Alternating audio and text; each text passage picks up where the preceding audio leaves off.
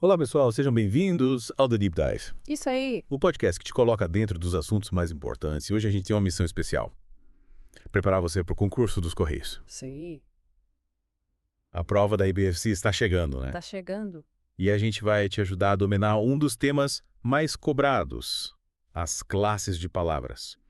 Para me acompanhar nessa jornada, tenho aqui a Carmen, especialista em língua portuguesa. Carmen, que desafio, hein?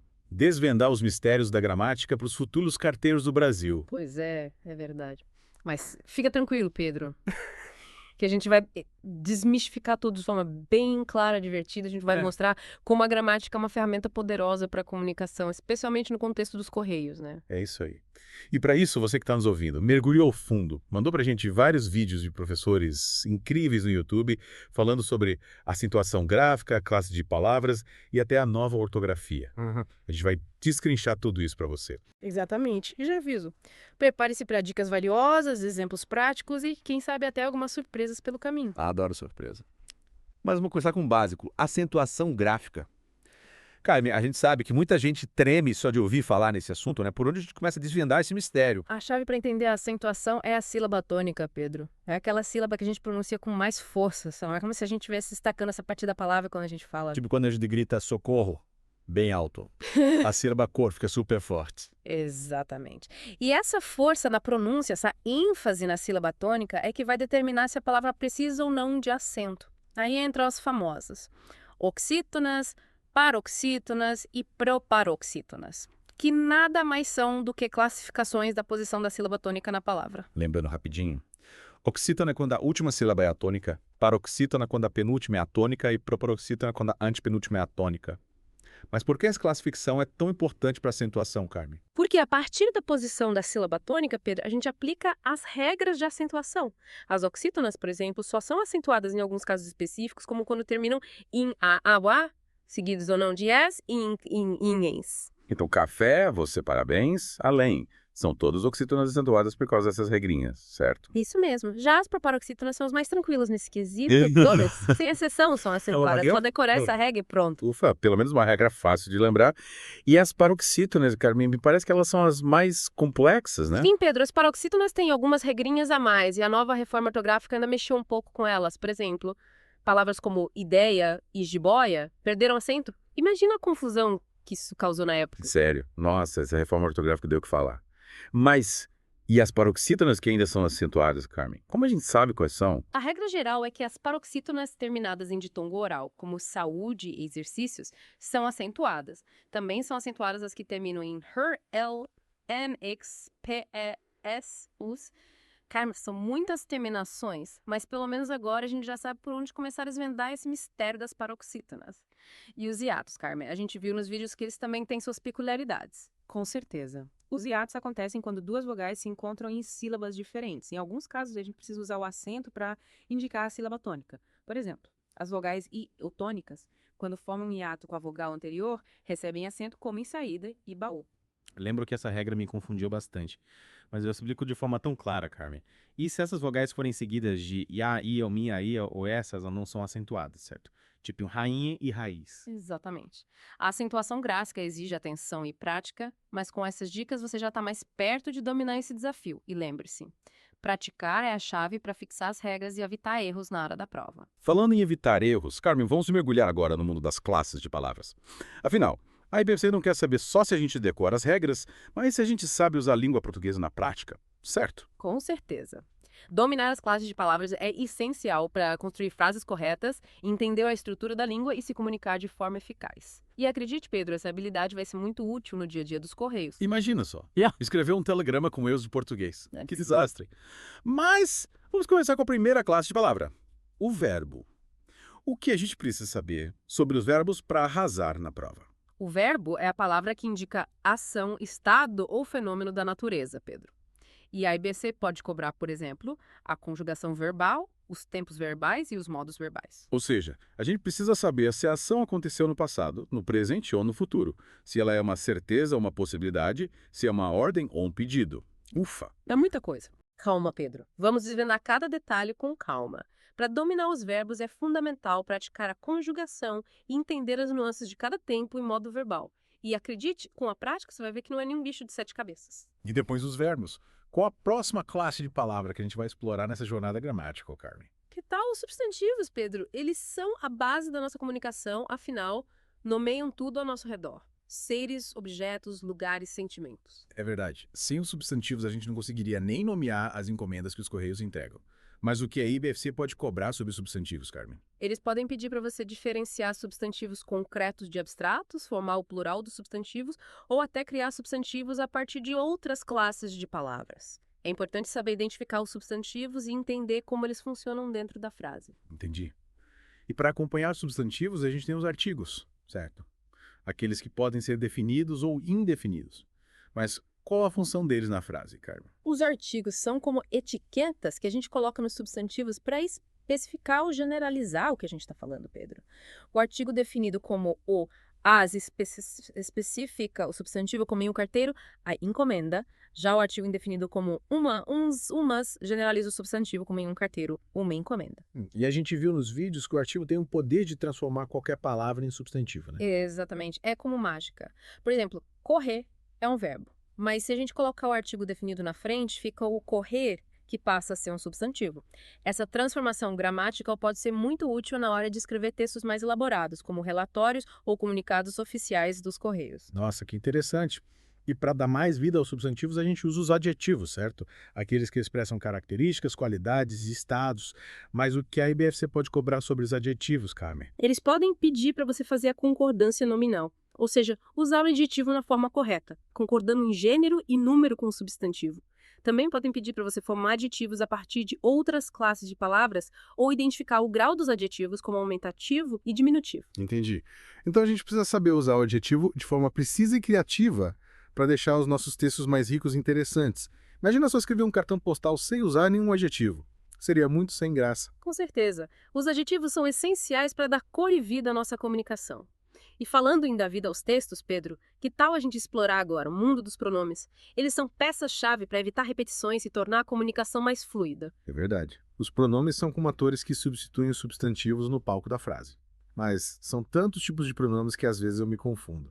Por onde a gente começa, Carmen? Vamos começar pelos pronomes pessoais, Pedro. Eles são os mais comuns e se dividem em pronomes do caso reto e pronomes do caso oblíquo. Lembra da musiquinha que a gente aprendeu na escola para decorar os pronomes oblíquos? Mim, comigo, ti, contigo? Sim, consigo, conosco, convosco. Essa musiquinha é clássica. Mas além dos pronomes pessoais, temos os pronomes possessivos que indicam posse, como meu, teu, seu, nosso, vosso, deles. Ah, tipo, meu trabalho, sua responsabilidade, nossos objetivos, esses pronomes são importantes para mostrar a quem pertencem as coisas, né? Exatamente.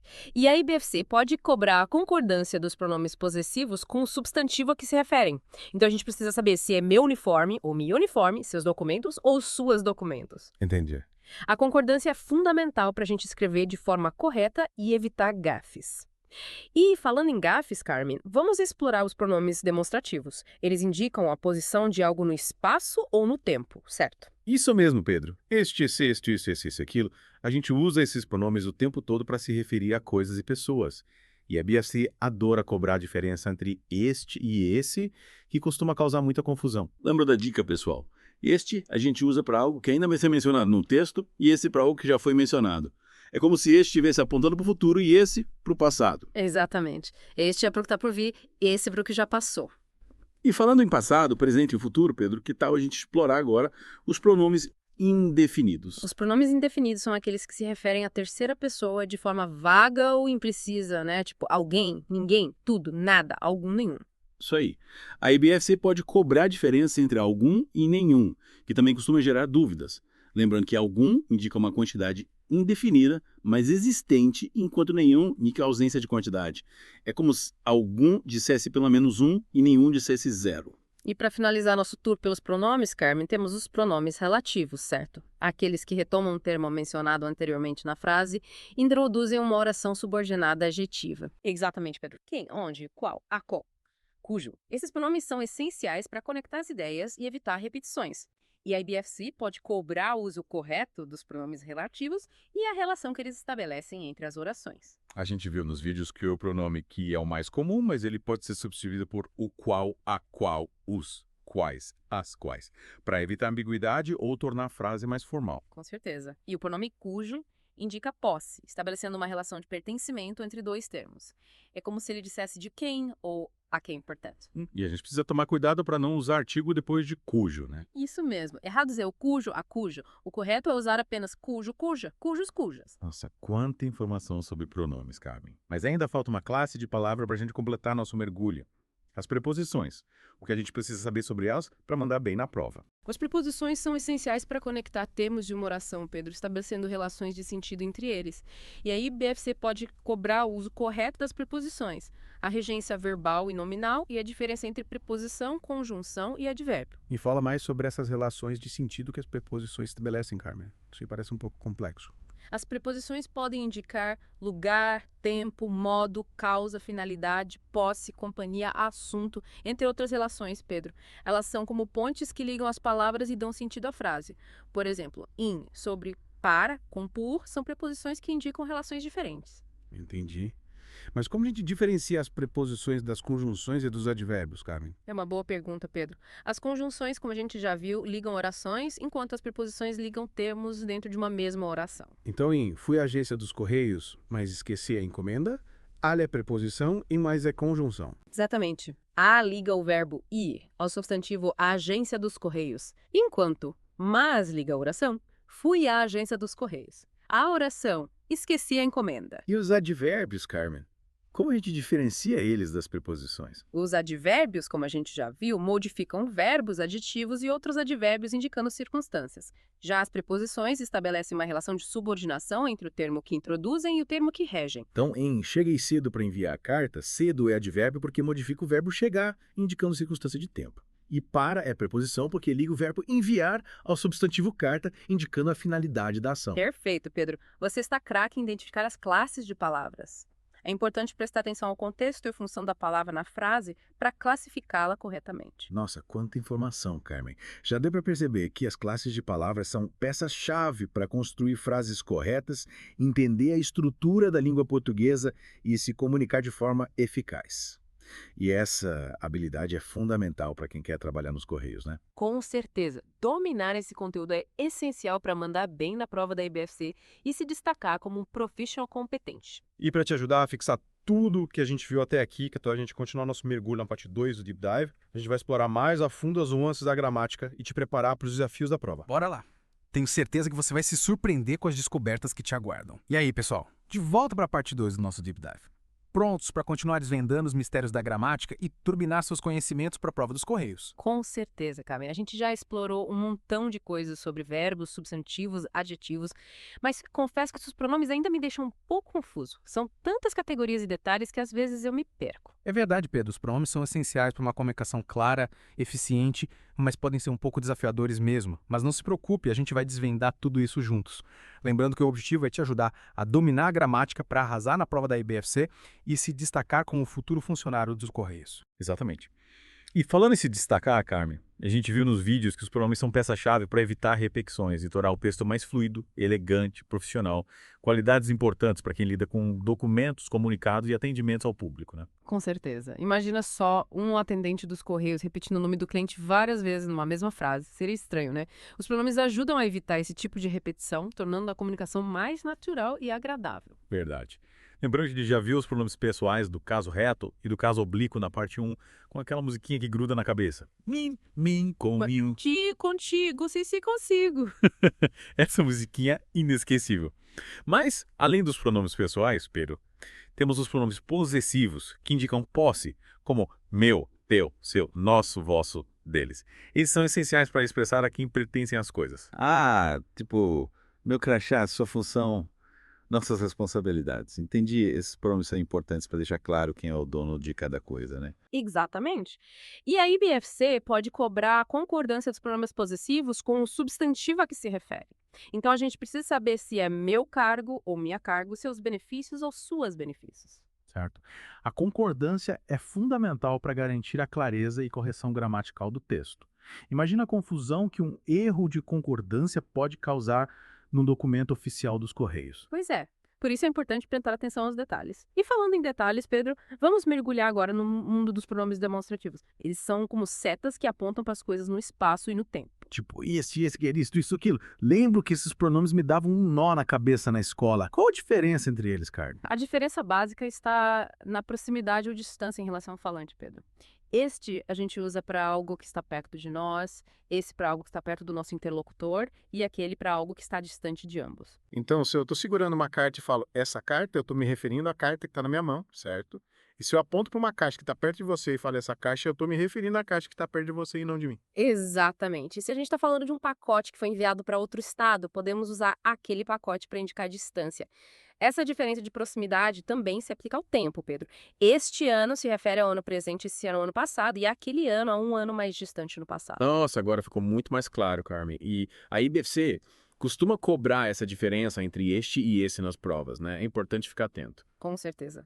E falando em ficar atento, Pedro, vamos explorar agora os pronomes indefinidos. Eles são como nebulosas gramaticais que se referem à terceira pessoa de forma vaga, imprecisa. Tipo, alguém, ninguém, tudo, nada, algum, nenhum, poucos, muitos. Esses pronomes são como coringas que a gente usa quando não quer especificar a quantidade ou a identidade de algo ou alguém, né? Exatamente. E a EBFC pode cobrar a diferença entre algum e nenhum, que costuma causar dúvidas. Algum indica a existência de pelo menos um elemento, enquanto nenhum indica a ausência total de elementos. Então, se eu falo, algum carteiro vai entregar essa encomenda hoje, significa que pelo menos um carteiro fará a entrega. E se eu falo, nenhum carteiro vai trabalhar o feriado, significa que nenhum carteiro estará disponível. Perfeito, Pedro. Você está craque nos pronomes indefinidos. E para finalizar nosso tour pelos pronomes, vamos aos pronomes relativos. Eles são como pontes que conectam as orações, retomando um termo mencionado anteriormente. Tipo que, quem, onde, o qual, a qual, cujo. Esses pronomes são essenciais para evitar repetições e construir frases mais complexas e elegantes, né? Qualidades importantes para quem quer se destacar na comunicação escrita, como em relatórios ou comunicados internos dos Correios, por exemplo. Com certeza. Os pronomes relativos são ferramentas poderosas para construir textos mais fluidos, coesos e sofisticados. E a IBFC pode cobrar o uso correto dos pronomes relativos e a relação que eles estabelecem entre as orações. A gente viu nos vídeos que o pronome que é o mais comum, mas ele pode ser substituído por o qual, a qual, os quais, as quais, para evitar ambiguidade ou tornar a frase mais formal. Isso mesmo. E o pronome cujo indica posse, estabelecendo uma relação de pertencimento entre dois termos. É como se ele dissesse de quem ou a quem pertence. E a gente precisa tomar cuidado para não usar artigo depois de cujo, né? Tipo, o cujo ou a cuja estão errados. Exatamente. É importante lembrar que cujo já funciona como um pronome possessivo, então não precisa de artigo. E falando em evitar erros, Pedro, então a gente dá uma pausa para respirar e voltar com a última parte do nosso Deep Dive. Ainda temos muito a explorar. Bora lá. A gente já aprendeu tanto sobre classes de palavras que eu tô me sentindo um gramático profissional. Mal posso esperar para descobrir o que nos aguarda na parte final do nosso mergulho gramatical. E aí, pessoal? De volta para a reta final do nosso Deep Dive. A gente já desvendou tantos mistérios da gramática que me sinto pronto para enfrentar qualquer desafio linguístico. É isso aí, Pedro. Mas ainda temos alguns detalhes importantes para explorar, daqueles que você adora cobrar nas provas, né? Detalhes que podem fazer a diferença entre a aprovação e a reprovação. Verdade, Carmen. E como a gente quer que você arrase na prova dos Correios, vamos mergulhar nesses detalhes com foco e atenção. Que tal a gente começar com o hífen, Carmen?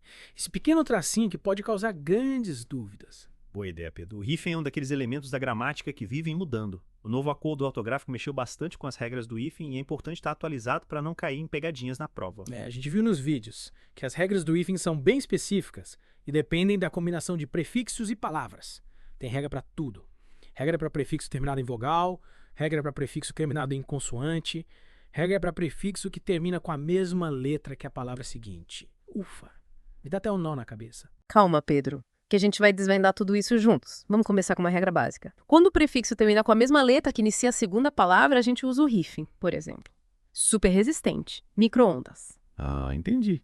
É como se o hífen estivesse separando as duas letras iguais para evitar que elas se colem e formem um som estranho. E se o prefixo terminar com uma letra diferente da que inicia a segunda palavra, a gente junta tudo, né? Tipo, antissocial. Super interessante. Isso mesmo. Nesse caso, as letras diferentes se entendem bem, então não precisa de hífen para separá-las. E tem mais. Se o prefixo terminar em vogal e a segunda palavra começar com er ou s, a gente dobra a consoante. É o caso de antirracismo, ultrassom. Nossa, essa regra é importante para evitar erros de pronúncia, né? Imagina eu falar antirracismo com som de i No final do prefixo é soar estranho.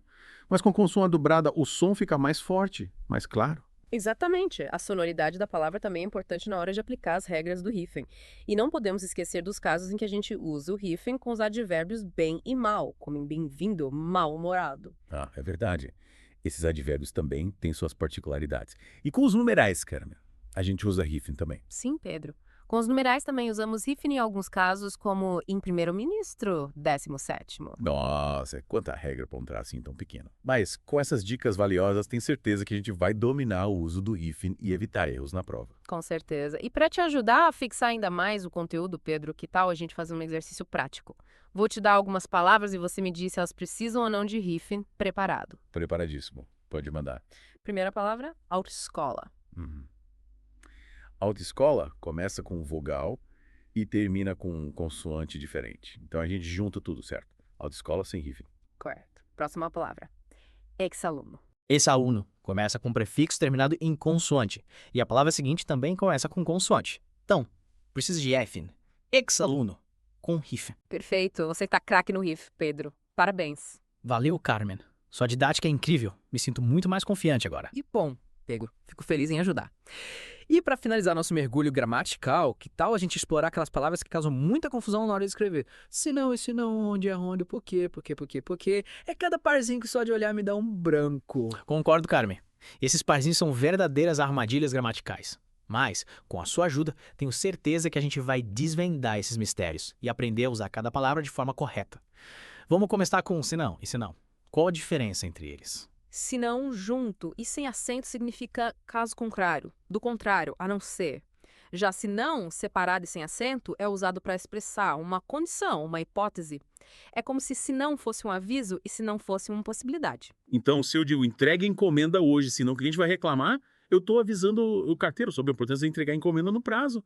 E se eu digo, se não chover, vou levar o cachorro para passear, eu estou expressando uma possibilidade que depende da condição climática. Exatamente, Pedro. Você captou a diferença direitinho. E agora, vamos para onde e aonde? Preparado para desvendar esse mistério. Preparado.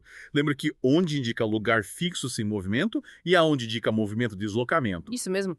Onde a gente usa para perguntas como onde você trabalha? Onde fica a agência dos Correios? Não, que indica um local fixo. E aonde a gente usa para perguntas como aonde você vai? Aonde você quer chegar?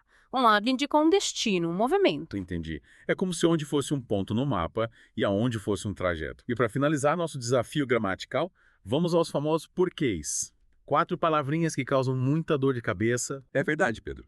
Mas com calma e atenção, a gente consegue dominar esses porquês. Vamos lá. Porquê, junto e com acento, é usado como substantivo, significando o motivo, a razão. Por exemplo, não sei o porquê da sua ausência. Nesse caso, porquê é como se fosse sinônimo de motivo, certo? Tipo, não sei o motivo da sua ausência. Exatamente. E porquê, separado e com acento, a gente usa no final de frases interrogativas, quando a palavra porquê é o último termo da frase. Tipo, você não veio por quê? Lembrando que a gente usa o acento circunflexo no que quando ele está no final da frase. Isso mesmo. E porquê junto e sem acento, a gente usa para explicar algo, para dar uma justificativa, uma causa. Como Adley. Não fui trabalhar porque estava doente. Nesse caso, porque é sinônimo de pois, né? Tipo, não fui trabalhar, pois estava doente. Perfeito. E por que separado e sem acento a gente usa em perguntas no início da frase? Quando a palavra por que não é o último termo da frase, como em por que você está tão feliz hoje? Nossa, Carlos, depois dessa explicação detalhada, os porquês nunca mais vão me assustar. Agora eu entendo a lógica por trás de cada um deles. Que bom, Pedro. Fico feliz em saber que te ajudei a desvendar esse mistério gramatical. Com certeza. E com essa super revisão sobre classes de palavras hífen e as palavras que mais causam dúvidas, acho que estamos prontos para arrasar na prova da IBFC. O que você acha, Carmen? Concordo. Lembrando que a prática é fundamental. Leiam bastante, façam exercícios e não tenham medo de consultar a gramática sempre que necessário. E se a dúvida bater, voltem aqui no The Deep Dive para relembrar as dicas. A gente está sempre aqui para te ajudar a conquistar seus objetivos. É isso aí. E você que está nos ouvindo, continue mergulhando fundo nos estudos, pratique bastante e boa sorte na prova dos Correios. A gente acredita em você. Até a próxima, pessoal.